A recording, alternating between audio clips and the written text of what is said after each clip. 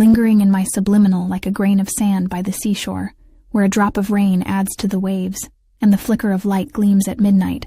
There is nothing in this world that prevents me from thinking of you. Even a blade of grass in the sky of violets cannot conceal the color of its nature. How a hysterical lunatic in gridlock cannot conceal its laughter, retaliate from the slaughter as the mind vexes the heart. To heal is to bleed dry in the pool you once swam.